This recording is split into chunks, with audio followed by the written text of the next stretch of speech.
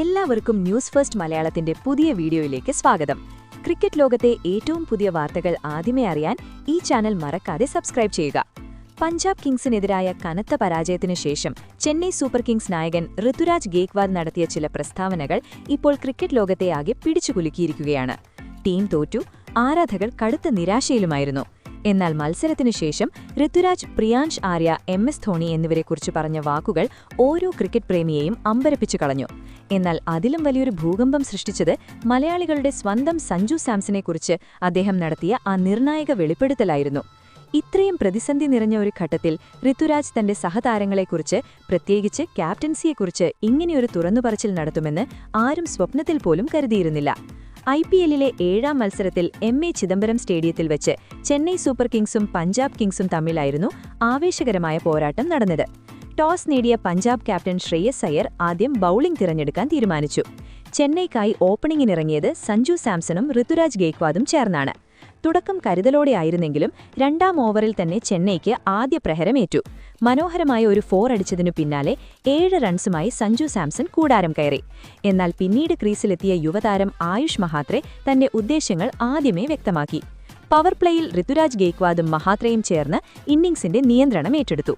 Cover ഡ്രൈവുകളിലൂടെയും straight ഡ്രൈവുകളിലൂടെയും Ruturaj classic ശൈലിയിൽ ബൗണ്ടറികൾ കണ്ടെത്തിയപ്പോൾ മഹാത്രെ ബൌളർമാരുടെ മേൽ ആധിപത്യം സ്ഥാപിക്കുന്ന ആക്രമണോത്സവ ശൈലിയാണ് പുറത്തെടുത്തത്. പവർ പ്ലേയിൽ തന്നെ 50ലധികം റൺസ് കൂട്ടിച്ചേർത്ത് ചെന്നൈ കളിയിൽ പിടിമുറുക്കി. 7ാം ഓവറിനു ശേഷം മഹാത്രെ തന്റെ ഗിയർ മാറ്റി. യുസ്വേന്ദ്ര ചഹൽ, വിജയ് കുമാർ വൈശാഖ് തുടങ്ങിയ മുൻനിര ബൌളർമാർക്കെതിരെ അദ്ദേഹം തുടർച്ചയായി കൂറ്റൻ ഷോട്ടുകൾ പറത്തി. ഒരു ഓവറിൽ ലോങ് ഓണിനും മിഡ് വിക്കറ്റിനും മുകളിലൂടെ തുടർച്ചയായ 2 സിക്സറുകൾ പറത്തിയപ്പോൾ സ്റ്റേഡിയം ഹർഷാരവങ്ങളാൽ മുഖരിതമായി. വെറും 43 പന്തിൽ നിരവധി 4കളും 6കളുമടക്കം 73 റൺസിന്റെ ഒരു കൊടുങ്കാട്ടാണ് മഹാത്രെ തീർത്തത്. ഇതിനിടയിൽ ഋതുരാജ് ഗേക്വാദ് 28 റൺസ് എടുത്ത് പുറത്തായെങ്കിലും ചെന്നൈ ശക്തമായ നിലയിലായിരുന്നു. തുടർന്ന് ക്രീസിലെത്തിയ ശിവം ദൂബെ സ്പിന്നർമാർക്കെതിരെ ലോങ് ഹിറ്റിംഗ് പുറത്തെടുത്ത് മൈതാനത്തിന്റെ 4 പാടും ബൗണ്ടറികളുടെ മഴ പെയ്യിച്ചു. മധ്യ ഓവറുകളിൽ ചെന്നൈ സ്കോർബോർഡ് അതിവേഗം കുതിച്ചു. ഇതിനിടയിൽ കാർത്തിക് ശർമ്മ പെട്ടെന്ന് പുറത്തായെങ്കിലും അത് ടീമിന്റെ വേഗത്തെ ഒട്ടും ബാധിച്ചില്ല. പിന്നീട് വന്ന സർഫറാസ് ഖാൻ വെറും 12 പന്തിൽ 32 റൺസ് അടിച്ചുകൂട്ടി മത്സരത്തിന്റെ ഗതി പൂർണ്ണമായും ചെന്നൈയുടെ വരുതിയിലാക്കി. ഡെത്ത് ഓവറുകളിൽ ദൂബെ 27 പന്തിൽ പുറത്താകാതെ 45 റൺസുമായി മികച്ച ഫിനിഷിംഗ് നൽകി. പ്രശാന്ത് വീറും നിർണായക റൺസ് കൂട്ടിച്ചേർത്തതോടെ 20 ഓവറിൽ 210 റൺസ് എന്ന ഹിമാലയൻ ലക്ഷ്യം പിന്തുടരാനിറങ്ങിയ പഞ്ചാബ് കിങ്സ് തുടക്കം മുതൽക്കേ അറ്റാക്കിംഗ് തന്ത്രമാണ് പ്രയോഗിച്ചത്. ഓപ്പണർമാരായ പ്രിയാൻഷ് ആര്യയും പ്രഭ്സിമ്രൻ സിംഗും ആദ്യ ഓവർ മുതൽ ചെന്നൈ ബൌളർമാരെ സമ്മർദ്ദത്തിലാക്കി. പ്രിയാൻഷ് ആര്യ അന്ന് മറ്റൊരു ലോകത്തായിരുന്നു. പവർ പ്ലേയിൽ തന്നെ 4കളുടെയും 6കളുടെയും പെരുമഴയാണ് അദ്ദേഹം പെയ്യിച്ചത്. ഒരു ഓവറിൽ തുടർച്ചയായ ബൗണ്ടറികൾ നേടി ബൌളറുടെ ലൈനും ലെങ്തും അദ്ദേഹം പൂർണ്ണമായും നശിപ്പിച്ചു. വെറും 11 പന്തിൽ 39 റൺസ് അടിച്ചുകൂട്ടി അദ്ദേഹം ഒറ്റയ്ക്ക് മത്സരത്തിന്റെ ഗതി മാറ്റിയെഴുതി. മറുവശത്ത് പ്രഭ്സിമ്രൻ സിംഗ് അല്പം കരുതലോടെയാണ് കളിച്ചതെങ്കിലും കിട്ടിയ അവസരങ്ങളിലെല്ലാം കവർ ഡ്രൈവുകളിലൂടെയും സ്ക്വയർ കട്ടുകളിലൂടെയും ബൗണ്ടറികൾ കണ്ടെത്തി സ്ട്രൈക്ക് റൊട്ടേറ്റ് ചെയ്തു. പവർ പ്ലേയിലെ ആദ്യ 6 ഓവറിൽ തന്നെ പഞ്ചാബ് 68 റൺസ് അടിച്ചുകൂട്ടി. 5ാം ഓവറിൽ പ്രിയാൻഷ് ആര്യ പുറത്തായെങ്കിലും അദ്ദേഹം തന്റെ ജോലി ഭംഗിയായി പൂർത്തിയാക്കി. തുടർന്ന് വന്ന കൂപ്പർ കോണോലിക്ക് അധിക നേരം പിടിച്ചു നിൽക്കാൻ കഴിഞ്ഞില്ല. എങ്കിലും പഞ്ചാബിന്റെ റൺ നിരക്കിനെ അതൊന്നും ബാധിച്ചില്ല. 6 ഓവർ പിന്നിടുമ്പോൾ 1 വിക്കറ്റ് നഷ്ടത്തിൽ 68 റൺസ് എന്ന നിലയിൽ പഞ്ചാബ് ആ കൂറ്റൻ ലക്ഷ്യത്തിലേക്ക് കുതിക്കുകയായിരുന്നു. മത്സരത്തിന്റെ ആദ്യ ഓവറുകളിൽ തന്നെ ചെന്നൈ സൂപ്പർ കിങ്സിന് കളി കൈവിട്ടുപോയിരുന്നു. എന്നാൽ മത്സരം അവസാനിച്ചതിനു ശേഷം MS ധോണിയെ അനുസ്മരിച്ചുകൊണ്ട് ഋതുരാജ് ഗേക്വാദ് പറഞ്ഞ വാക്കുകൾ എല്ലാവരെയും അക്ഷരാർത്ഥത്തിൽ സ്തംഭിപ്പിച്ചു. അതിങ്ങനെയായിരുന്നു: ഈ IPLിൽ ഞങ്ങൾ ഒരുപാട് പ്രതീക്ഷകൾ പുലർത്തിയിരുന്നു. തുടക്കം മുതൽ തന്നെ അറ്റാക്കിംഗ് ക്രിക്കറ്റ് കളിക്കാനും എതിർ ടീമിനെ സമ്മർദ്ദത്തിലാക്കാനും കഴിയുന്ന തരത്തിലായിരുന്നു ഞങ്ങൾ ടീം കോമ്പിനേഷൻ തയ്യാറാക്കിയത്. എന്നാൽ സത്യം പറയട്ടെ, ഇന്ന് ഞങ്ങൾക്ക് ഞങ്ങളുടെ പ്ലാനിംഗ് അനുസരിച്ച് കളിക്കാൻ കഴിഞ്ഞില്ല. തുടർന്ന് MS ധോണിയുടെ അഭാവത്തെക്കുറിച്ച് സംസാരിക്കവേ ഋതുരാജിന്റെ വാക്കുകളിൽ വികാരങ്ങൾ നിറഞ്ഞുനിന്നു. ധോണി ഭയ്യ ടീമിലുണ്ടാകുന്നത് വലിയൊരു വ്യത്യാസമാണ് സൃഷ്ടിക്കുന്നത്. അദ്ദേഹം വെറുമൊരു കളിക്കാരനല്ല, അദ്ദേഹം മുഴുവൻ കളിയും വായിച്ചെടുക്കുന്ന വ്യക്തിയാണ്. എപ്പോൾ ഏത് ബൌളറെ കൊണ്ടുവരണം, ഏത് ബാക്കറെ സമ്മർദ്ദത്തിലാക്കണം എന്നെല്ലാം അദ്ദേഹത്തിന് നന്നായി അറിയാം. പലപ്പോഴും മത്സരം നമ്മുടെ കൈവിട്ടു പോകുമ്പോൾ അദ്ദേഹം എടുക്കുന്ന ഒരു ചെറിയ തീരുമാനം മതി കളി മുഴുവൻ മാറ്റിമറിക്കാൻ. അദ്ദേഹത്തിന്റെ സാന്നിധ്യം ടീമിനെ ഉള്ളിൽ നിന്ന് അതിശക്തമാക്കുന്നുവെന്ന് എനിക്ക് തോന്നുന്നു. ധോണിയുടെ ഫിറ്റ്നസിനെക്കുറിച്ചും ഋതുരാജ് അപ്ഡേറ്റ് നൽകി. 2 ആഴ്ചയോളം അദ്ദേഹം പുറത്തിരിക്കുന്നത് ടീമിനെ സംബന്ധിച്ച് എളുപ്പമുള്ള കാര്യമല്ല. അദ്ദേഹത്തിന്റെ കാഫ് സ്ട്രെയിൻ ഇതുവരെ പൂർണ്ണമായും ഭേദമായിട്ടില്ല. എത്രയും വേഗം അദ്ദേഹം പൂർണ്ണ ആരോഗ്യവാനായി തിരിച്ചുവരുമെന്ന് ഞങ്ങൾ പ്രതീക്ഷിക്കുന്നു. അതുപോലെ എതിർ ടീം ബാറ്റർമാരെ പ്രശംസിക്കാനും ഋതുരാജ് മറന്നില്ല.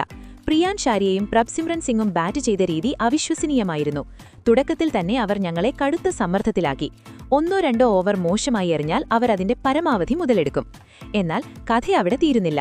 ധോണിയെക്കുറിച്ചുള്ള വാക്കുകൾക്ക് പിന്നാലെ ഋതുരാജ് നടത്തിയ മറ്റൊരു വെളിപ്പെടുത്തൽ ഇപ്പോൾ ഇന്ത്യൻ ക്രിക്കറ്റ് ലോകത്ത് വലിയൊരു സെൻസേഷനായി മാറിയിരിക്കുകയാണ്. വാർത്താ സമ്മേളനം അവസാനിക്കുന്നതിന് തൊട്ടുമുൻപ് മലയാളി താരം സഞ്ജു സാംസണെക്കുറിച്ച് ഋതുരാജ് പറഞ്ഞ വാക്കുകൾ കേട്ടാൽ നിങ്ങൾ ശരിക്കും ഞെട്ടും. സത്യം പറയട്ടെ, ഇന്ന് ഞാനല്ല, മറിച്ച് സഞ്ജു ഭയ്യയായിരുന്നു ചെന്നൈയുടെ ക്യാപ്റ്റനെന്ന് ഒരുപക്ഷേ ഈ മത്സരം നമ്മൾ ജയിച്ചേനെ. ക്യാപ്റ്റൻസി എന്നത് വലിയൊരു ഉത്തരവാദിത്തമാണ്. സഞ്ജുവിന് എന്നേക്കാൾ എത്രയോ മടങ്ങ് അനുഭവസമ്പത്തുണ്ട്. വർഷങ്ങളായി IPL-ൽ ഒരു ടീമിനെ നയിക്കുന്ന പരിചയം സഞ്ജുവിനുണ്ട്. പ്രതിസന്ധി ഘട്ടങ്ങളിൽ എങ്ങനെ ശാന്തമായി ഇരിക്കണമെന്ന് സഞ്ജുവിന് നന്നായി അറിയാം.